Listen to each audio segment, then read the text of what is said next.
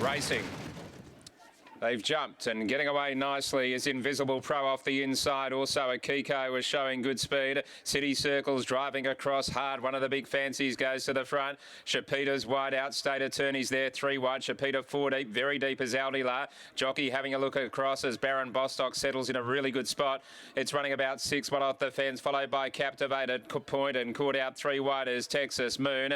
Then finally French in the middle, beaten for a bit of speed. Invisible Pro. Fred Dag ridden hard back third. 4 from last from Distant Trilogy, Pearl Trade, and 2 to Parissa at the back. Shapita ran around the outside, took over from State Attorney. City Circle over on the inside. Around them is Aldila. Baron Bostock travelled up strongly in 5th place, and then came Akiko, who's on the inside. Texas Moon on the improve. Finally, French Fred Dag getting to the outside, and then came Distant Trilogy as they turn from Pearl Trade, and well back is Akiko. Straightening up inside the 250. Fred Dag is coming with a good run down the outside, so is Distant Trilogy, and trying to battle on his State Attorney. Then Aldila. It's Distant Trilogy after Fred Dag. Pearl Trade running on as well. Fred Dag tackled by Distant Trilogy. Distant Trilogy going home better, and Distant Trilogy has won from Fred Dag, Pearl Trade and City Circle, and then Aldila, and they'll followed behind them by Texas Moon. Further back was finally French. State Attorney dropped off after doing some bullocking work. Baron Bostock dropped out, then Captivated Point. Well back Invisible Pro. Shapita stopped, and Parissa. Distant Trilogy, number 9, $23.40 and $5.40. Fred Dag loomed up strongly, hit the front, and Distant Trilogy has come down the outside and picked it up. Always looked dangerous from about the 200 and has finished too well.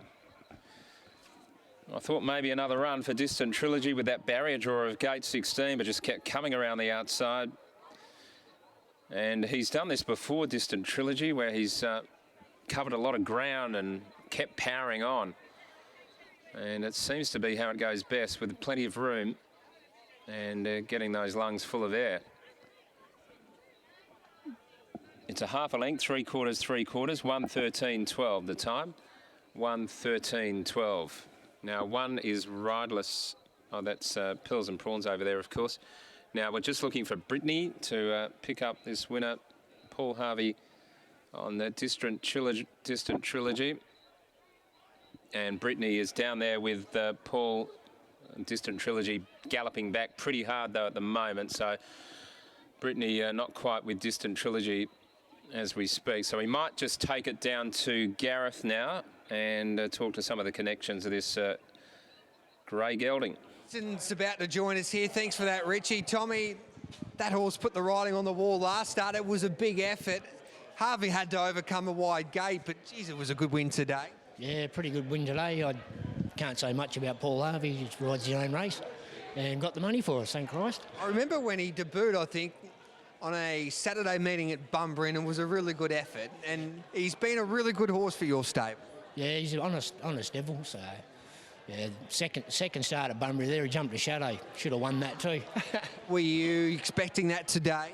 I was just a little bit disappointed with the barrier, but I knew Paul Harvey was on him, so what can you do? What can you say after that? Yeah, how much improvement left in him this preparation? I was probably get him out to the 14s and stuff. He'll probably appreciate that better. Get a barrier would be good too.